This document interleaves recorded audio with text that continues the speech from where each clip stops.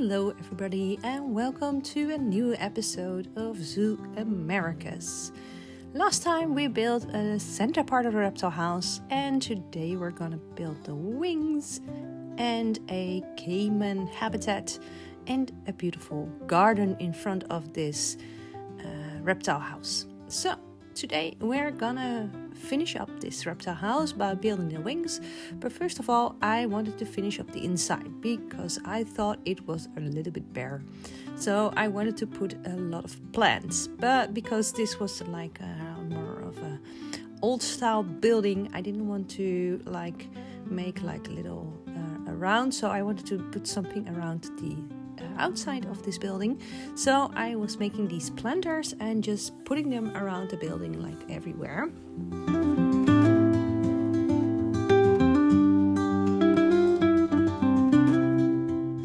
And copying these planters over, just making sure that everything fits and is in the right place. And then after I thought everything out, I wanted to change the plants a little bit and make sure that there is diversity, because of course if the planters all have exactly the same plants, it wouldn't be very natural, so it wouldn't look very good. So I had to change out those plants and make sure there was plenty of variety inside the planters. Excuse my English, I'm not a native English speaker, so sometimes I'm looking for words or thinking how I can possibly say this or do I have to pronounce this. But yeah, I wanted to make a little bit more of a tropical atmosphere because of course it's a reptile house, so a lot of these tropical plants. And after I did the planters, I wanted to make a little bit more atmosphere with the floor as well. Like you see below there's the standard pathing, but I didn't think the coloring was exactly what I wanted because everything is so light and all the pillars and the columns and everything is so light. So I wanted something that matches a little bit better, and I used this kind of stone flooring with this coloring as well for the entrance area. So I thought, all right, I think if I copy this over and just make it in the circular, I can use it as well. And I thought I could be smart and use a little bit of a trick of putting this in a circular, like copying it over to the other side and then putting it in a circle and just copying it in the round. I tried it and I tried many different methods, but somehow I couldn't make it work. I don't know what I did wrong, or I don't know, it just didn't fit completely. And maybe that's because my building wasn't completely perfectly round to begin with. Like if you see the previous video, you will see that I had to copy the building over and then delete a part of the building that was on the other side because it wasn't lining up with the other part. So somehow that gave me the feeling that probably this building is not 100% circular. It doesn't really fit out, so there probably were some problems there as well. So when I copied everything over, I cleaned up the lines, and then I wanted to make sure that the guest would know that they can't walk in on the part where that keeper gate is. So I was making a little bit of a rope closing because, well, it wouldn't be very nice if I would make something like a gate or something. So I thought a simple rope would be sufficient to let people know that they're not allowed to walk there. Of course, if anybody did, it's not a big deal. They're tortoises,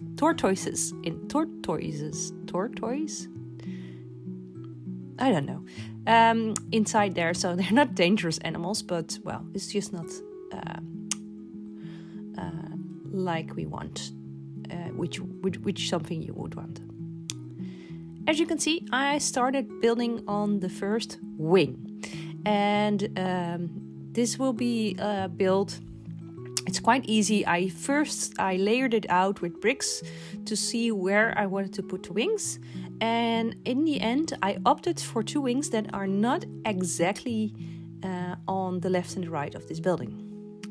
The reason why I didn't opt it to put them like in exact like a 90-degree angle on the building is a little bit of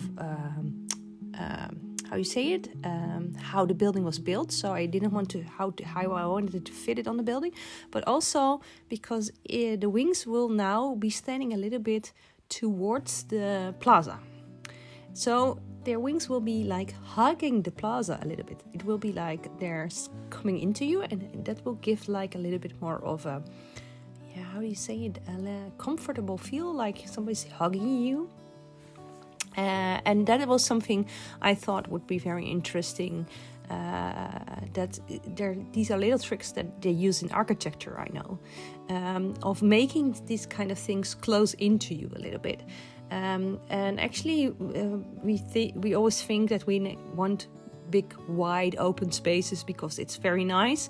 But actually, a lot of people will feel lost if spaces are too open or too wide. So a lot of architects use this trick to make them a little bit closer, or make the walls coming a little bit towards you, so you feel a little bit more enclosed. In the Netherlands, there is actually a book, quite an old book, I once read from a biologist who made a whole book about this this feeling that we need. Like, I don't know how you call it in English, this word, but it is a word. It is the feeling that we want to be in enclosed spaces and comfortable. And he starts his book actually with explaining how cats have this feeling very much. Everybody knows about cats jumping inside boxes and wanting to be inside things, put a box and a cat will jump into it. But they won't do it with just like a normal carton box. They will do it with a lot of objects, or even with balls. You have so many like videos online of cats trying to squish themselves in like these small spaces. If it fits, I sits. Is the quote, I think, that goes with that. And actually, this is there is an official word for this kind of need of being inside enclosed spaces, and actually humans have this as well. So it's the reason why we can feel like cozy inside. So here you can see me copying over the other side of the building, and there you can see that it is actually leaning like slightly inside. So it's very small, and if you would be standing on the floor, it wouldn't be that noticeable that the sides are these wings are sticking inside a little bit more towards the plaza.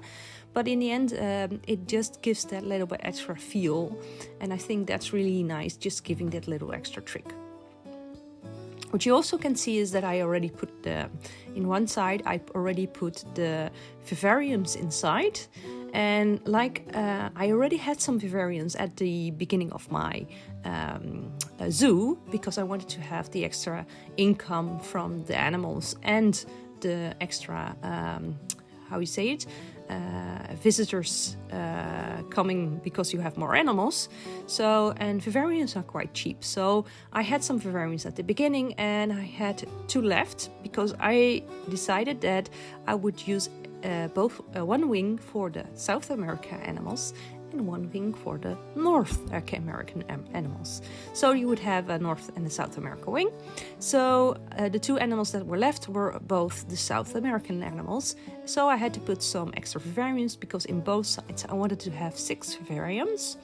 And with these 6 vivariums I had to opt for another 4 extra animals from that region and make everything work. And of course the vivariums need electricity, and what is very good because about these solar panels, they are so easy to place anywhere, but the only problem with them is their range of giving electricity is very, very small. So it's you have to put them, a lot of them. So that's what you saw. Well, I had a great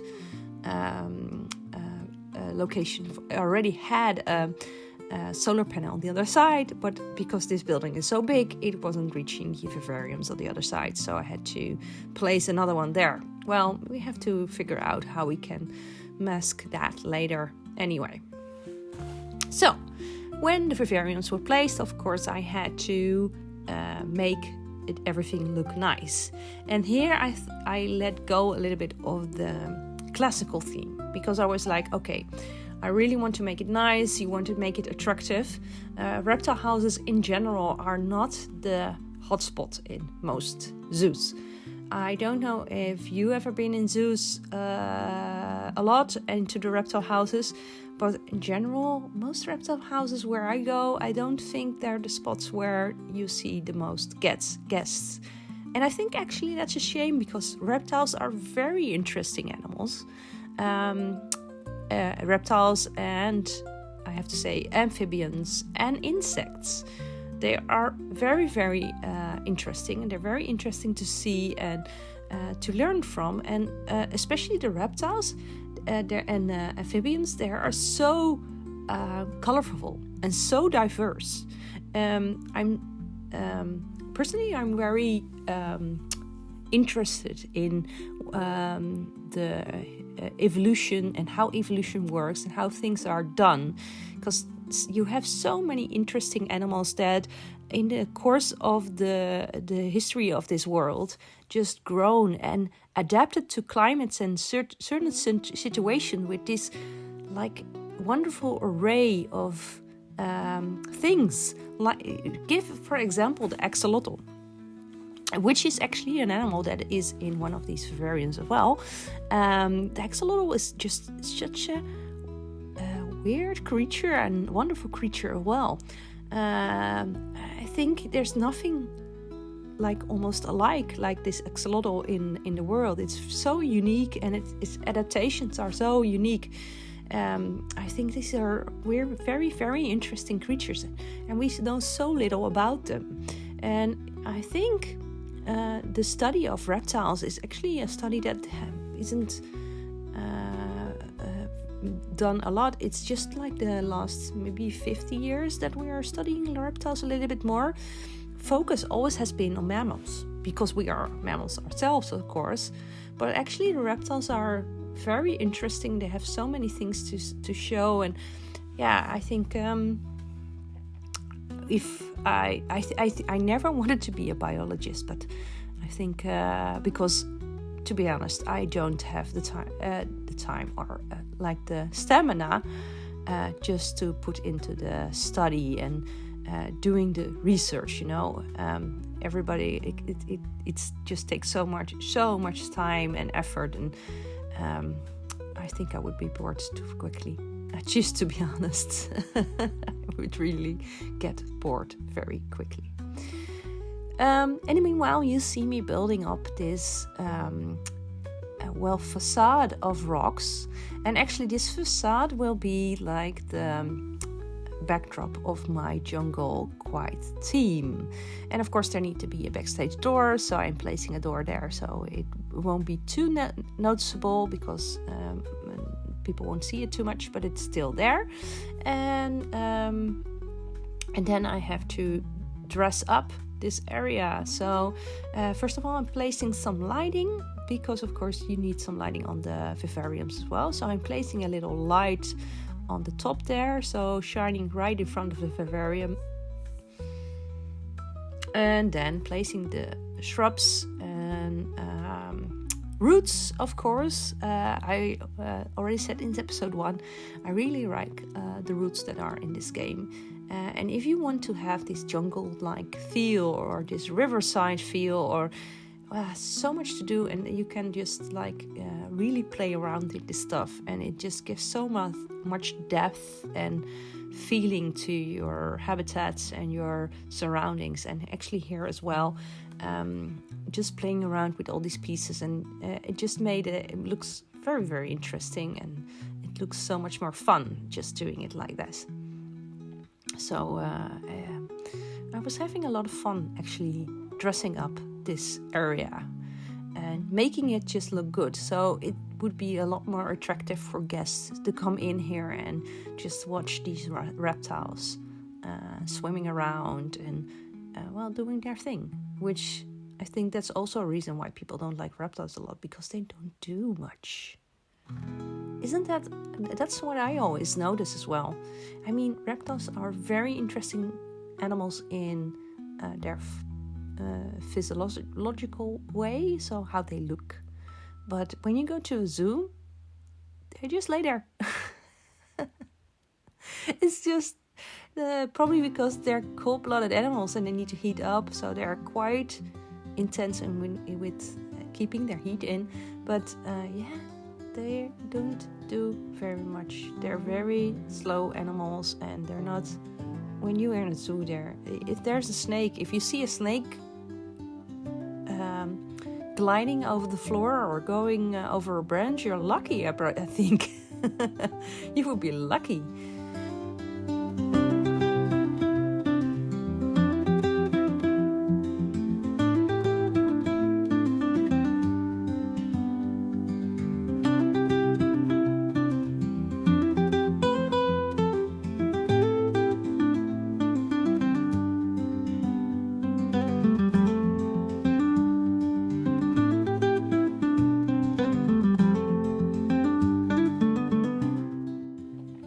Alright, so in the meantime, I was building the other side of this North America habitat, and as you can see, that the other side were all desert animals. So I opted for the other color rock, so desert colors rocks.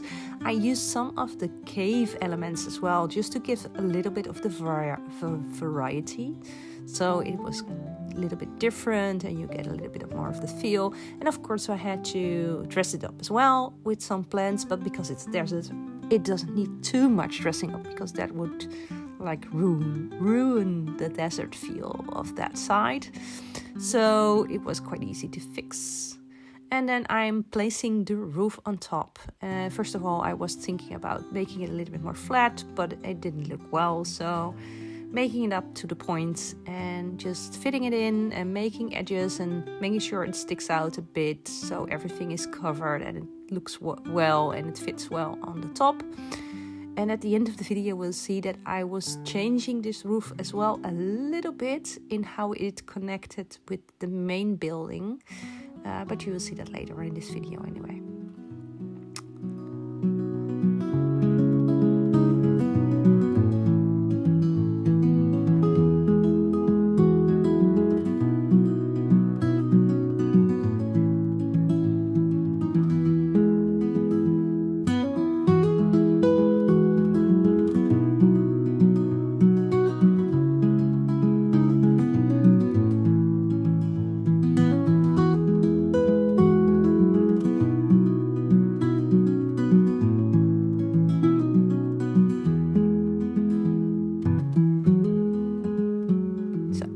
Up, and because I wanted to have the roof separate from the rest, because of course you need the roof to be able to lift off the roof when you need to do something in the inside and not be always dependent of having this inside view. So I had to make sure it fitted properly. So now we're putting the benches inside and putting some bins, and I was figuring out where I wanted to put those, because of course you don't want you somehow, it can be nice to have the bins in the middle, but in the end I didn't look very well, so I put them on the side, and then I want to have one final piece at the end of the hall, just something that draws the eye at the end, but it had to fit in that classical show, so I was thinking of what to put there.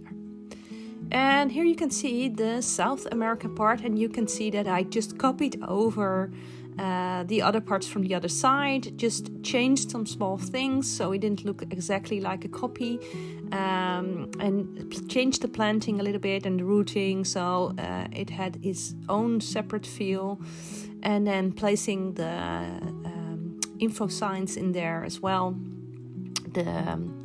It's the signs about ecological stuff and information signs that are tucked in there as well, just telling them about the global warming or deforestation, stuff like that. It's also tucked in there as well, and you can see me putting the lights in there as well in the flooring. So, and then just putting them behind some stuff, so it's really shining up when it's getting dark and just giving it a little bit more light. And then after that I thought, need some little bit of skylight as well in here. So I'm putting 2 sky windows in that roof so it looks nice and everything looks good. And then just copying over that roof from the other side and putting it in so it fits the other side as well. And then I was finished with that part, and that meant I could put the signage on. And first of all, I thought I'd just call it Reptile House, but later I was like, Reptopia, why not? Probably very much done by other people. I think it's not a very original name, Reptopia, but it sounds a little bit nicer than Reptile House. It just have a nicer ring to it. So just opting for the standard letters, but just placing them like slightly in front so you have a little bit of a shading, like they're a little bit on sticks or something. And then it was time to start with the garden, and I found this. I think it's an Indian statue from like the Indian theme with the snake, and I thought that would be a really nice feature for our garden, for in our little fountain. So I put that on the side and started building like a circular fountain pond area, and I just opted for simple like concrete slabs that were across from each other and used the building in the round trick. But I put it in later, so I had to like copy it over again, and then I could just build it circular, and voila, very quickly you have this nice little round pond for myself. We had this little round pond, and just blocking up the middle with that centerpiece. Making sure the ground was gone, and then the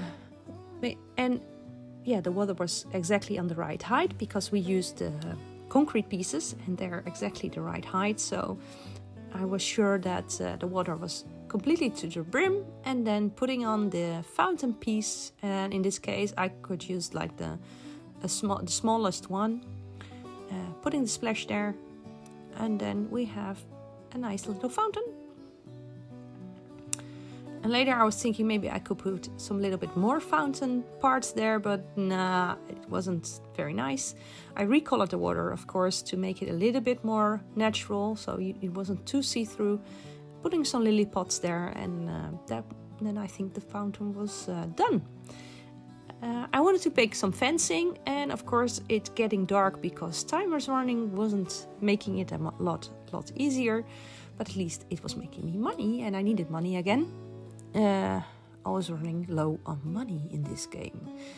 It's gonna be somehow it's gonna be a long theme here. always running out of money. I think my ideas are too big for the cash flow here. Maybe the next zoo I will build will just be a sandbox mode zoo, so I won't have these problems of running out of money all the time, and I can just build anything I want. Maybe that's better. Then that would be a better idea. So I had in this nice fence here, and because the statue is this dark brown with a little bit of a golden color, I wanted to have the coloration come back into the fencing. So I recolored the fencing that it looked a little bit like a golden bronzed color, and then it's just as easy as copying it over, making it in one straight line. And as you can see, the line wasn't going straight, so I had to readjust that and make sure that it followed the sidewalk there, so everything looked a little bit better, and readjust it. But well, yeah, I thought I first built it and then I readjusted to make it fit the sidewalk. When it's a little bit longer, it's easier to see if it follows the line, and then it's just copying over to all the sides, and we had our little fence. So now we're making the garden around our pond, and I first started with these flower beds because they will give a nice drop of color. And just making 4 similar ones. I like this symmetry. I think most people like symmetry. So I was like, yep, symmetry here. And then symmetry in the flower beds, but then using different trees around it. So I was using a lot of different trees just to frame this image of the fountain. And as you can see here, I'm using a lot of trees, and later on I deleted a few of them because later on I was thinking it's just a little bit too full in around this fountain. So I deleted a small part of those trees. I think 2 or 3 trees I skipped later on. So it was giving a little bit better view of the reptile house when you were going down that path. Just filling it in with the plants and everything and making it look good. Just using lots of different sizes, small bushes, big bushes, just to make sure that everything was good. Oh yeah, and here you can see me adjusting the roof. So like I said, I wasn't happy with how the roof, just like you had this little point and it just didn't look natural. It didn't look like I thought it was following the lines. So I readjusted the roof with 2 parts of the slanting pieces going down. And that fitted actually quite well on the part where I wanted it to fit. So it looked quite nice in that way. So I was thinking, that's perfect. Just slanting it down just below that window. And then the connection looks so much more natural and like it's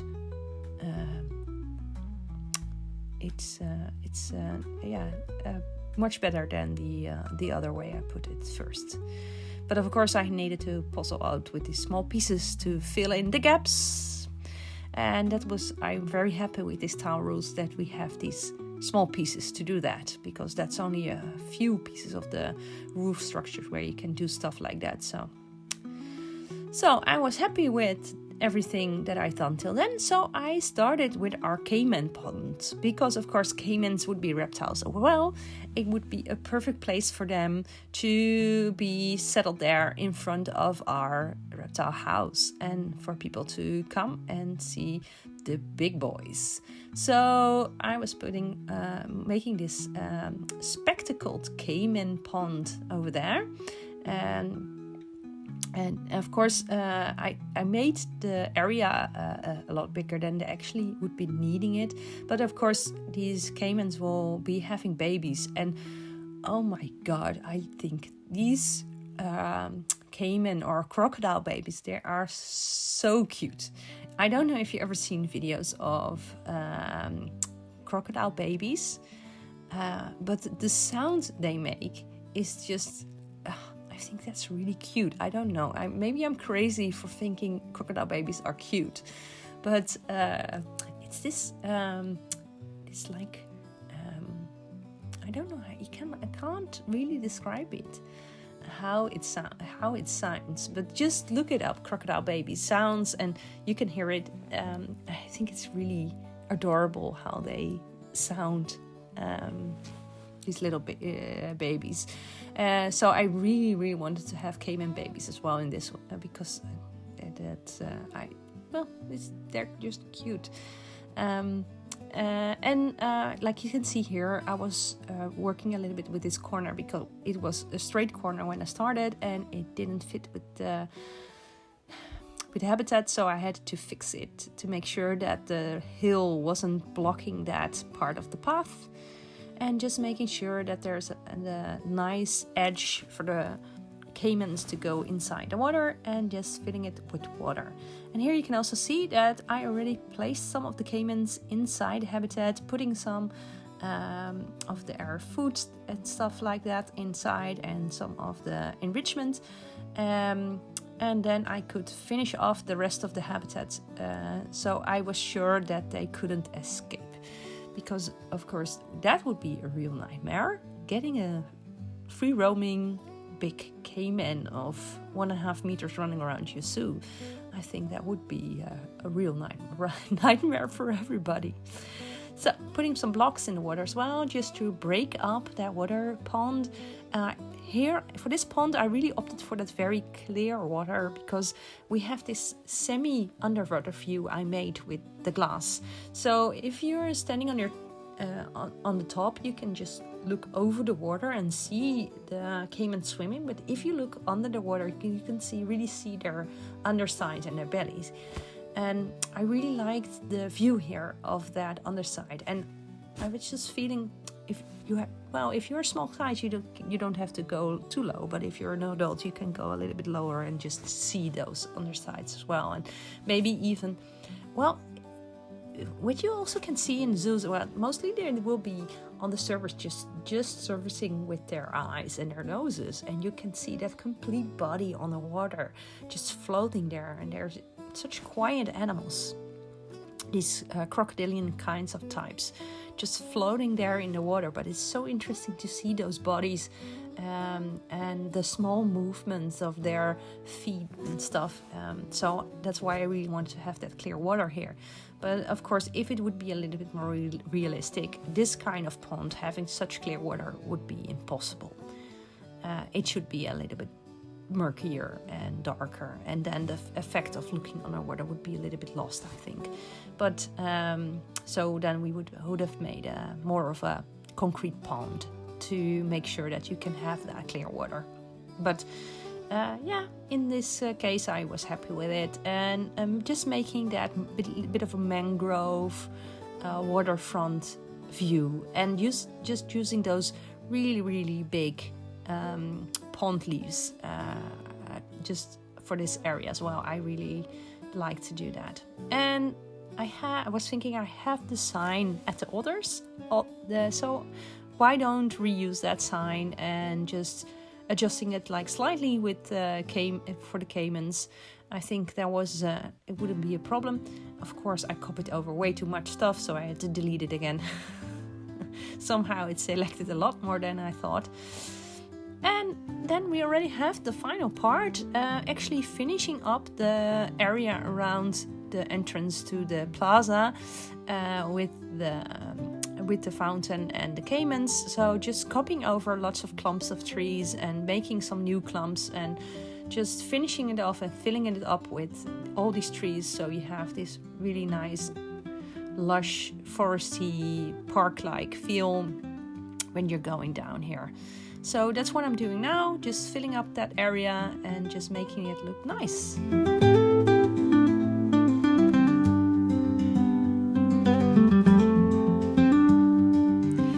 This is the final result. So when you're coming from the giant otters, you will be on the high top and looking down on this area. And here you see those beautiful spectacled caimans going inside the water. Look at the movement of those bodies. And look, here comes one. And of course, we have the inside with our tortoises playing with their football. Really fun to see them slowly walking. And then we have the inside area with all the views of our beautiful reptiles and amphibians. Really happy with how it turned out. Looks great. Really fits. I hope you liked it too. Thank you for watching this episode. Hope to see you next time. Bye-bye.